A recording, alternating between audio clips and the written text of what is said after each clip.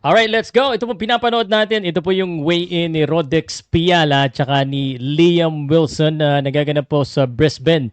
At ito pong laban na ito ay bukas na ito. So abangan po natin. Dalawang Pilipino po ang lalaban. Sabihin ko sa inyo kung sino-sino yan. Pakita ko rin sa inyo yung weigh-in ni Nikita Chu at saka ni Michael Serafa na mangyayari po bukas. So ang timbang muna, ang resulta ng timbang. Ito pong si Rodex Piala ay tumimbang po ng 58.5 at si Liam Wilson ay tumimbang po ng 58.6. Mamaya papakita ko rin sa inyo, tumimbang din po si Jomar Paliwen ng 61.54 at ang kalaban niya po na si Poking Horn, 61.16. At sa timbang naman ni Nikita Chu, which is, ito papakita ko sa inyo mamaya-maya ng konti, ay tumimbang naman itong si Nikita Chu ng 70.6 at si Zerapa ng 71.16. Sasabihin ko sa inyo yung final thoughts and prediction ko dito sa laban na ito. At ang napansin ko lang, ang lalaki pala ng kalaban. Ano?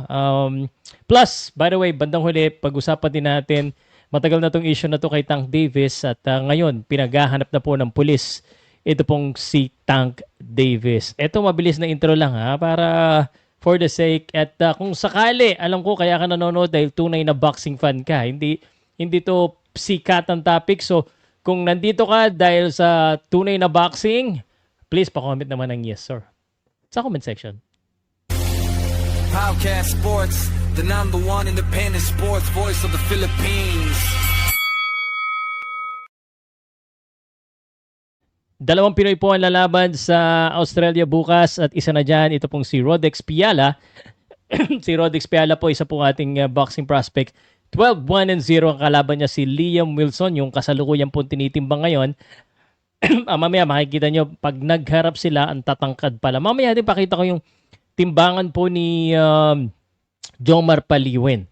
Ito po ay magaganap bukas sa Brisbane Entertainment Center sa Boonville, Queensland, Australia. At yon, dumayo sila doon. Promoted by No Limit Boxing. No Limit and No Limit lahat. Matt Rose, George Rose, and Trent Rose. And this is the face-off. Kung makikita nyo, pagkadikit nila, maano talaga eh. Ang laki oh. Dihado po ang mga Pilipino. So based on the odds, I think times 4 po itong si Rodex Piala. Tapos times 9 or 10 itong si Jomar Paliwen. Pakita ko na sa inyo ha. Ito. I-ano ko sa inyo. Pakita ko sa inyo itong weigh-in. Ito munang kay Jomar. Pinost ko na po sa Facebook page natin yung kay Jomar Paliwen. So, ito po yung kay Jomar. Lalakihan natin ng konti. Okay. Yan. Tanggalin. Ang liit ah.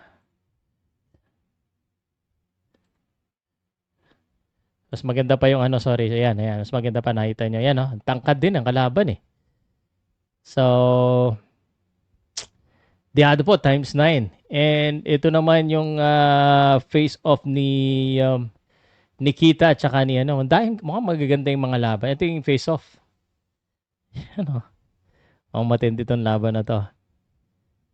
Yan. So, sa mga nagtatanong po, around siguro mga 3 o'clock ng hapon bukas. And then yung kay Paliwen, siguro mga 4 o'clock yon kay Paliwen. Or 5 o'clock.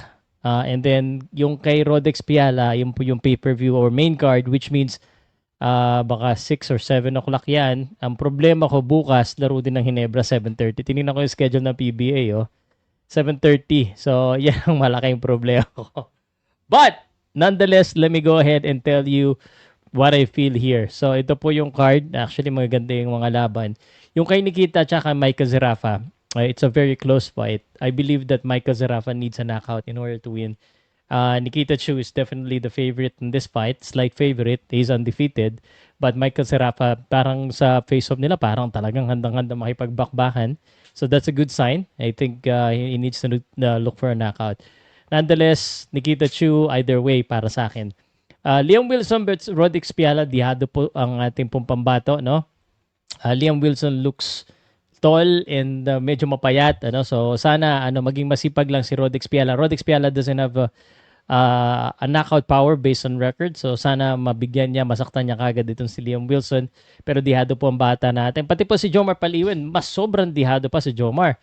Kahit 4-0 lang yung kalaban niya, sobrang times 8, 9, 10 pa nga sa iba. No? So just be careful po, no? At kailangan pag may Arena Plus kayo, click the link in the description. Be responsible and you have to be 21 years old and above. Play responsibly lamang po. So ayan po yung laban bukas. Magko-commentary po ako. So abangan niyo po yung commentary ko bukas. Sabay-sabay natin panoodin. And isa sa balita na gusto ko lang i-share sa inyo bago matapos ang lahat. And again, salamat po sa araw-araw na nanonood. Just in case hindi ka pa nakasubscribe, araw-arawin mo nang balikin sa Pauka Sports para laging updated sa mga tunay na balita at kwentuhan po sa boxing. Do it podcast style. Habang naglalaba ka, nagda-drive, hindi mo na kailangan tingnan. Basta kwento pa lang, maintindihan mo na. No, ito, ikukwento ko sa inyo yung kay Tank Davis, no? Ito pong Tank Davis issue last year pa to, kaya nga na-cancel yung laban yan kay Jake Paul dahil dito sa issue na to. Kasi itong arrest warrant po na nilabas sa kanya, no? Warrant of arrest na no? Naghahanap siya ng pulis. At balita ko, pati nationwide police na pinaghanap siya, hindi lang Miami, no? Is because of the alleged battery, no? Imprisonment and kidnapping umano na nangyari po noong October 27 sa Gentleman's Club in Miami Gardens in Florida.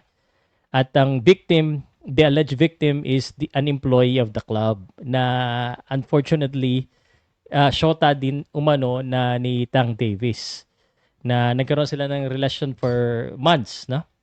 At sabi dito, the police alleged Davis used physical force to restrain the woman and attempted to remove her from the club against her will. Parang hinila yata. Tapos may ebidensya, unfortunately yan ang pinaka no? May surveillance footage po from the club itself to support the claim na ayun nga po yung nangyari. At nakita rin mismo sa babae na may mga bruising daw. So this is according to this is a civil lawsuit connected to the incident. Actually itong si Tank Davis, hindi lang ito yung unang beses na nagkaroon siya ng ganitong issue. He has multiple legal issues in recent years. So nakakalungkot yung mga domestic violence niya, no? So nakakalungkot kasi he is still one of the best boxer today in modern boxing. Mabilis, malakas, very entertaining. Unfortunately, this could overshadow his career. And some people are saying na baka tapos na yung career ni Tank Davis dahil dito sa mga issue niya sa outside. So that is remain to be seen. But unfortunately, that is yan ang issue ngayon ni Tank Davis. So don't expect na may mga lumalabas na Manny Pacquiao, Tank Davis, Lamont Roach, or anything kay Tank Davis. Hindi po mangyayari yan unless maklear muna siya sa pangalan na yan because mentally, physically, madadrain yan no? So, good luck na lang kay Tank Davis. And kung sakaling manonood ka ng commentary ko bukas kay Rodex Peala, kay Nikita Chu, please let me know in the comment section. Alright? Subscribe, hit the notification bell po. Tunay na boxing fans, tunay na basketball fans, basta sports fans, na mga hindi pikon, na mga gustong mag-isip, walang pikunan. Dito lang po tayo sa Pauka Sports. Ako po si Pau Salud. I'll see you on my next video. Salamat po.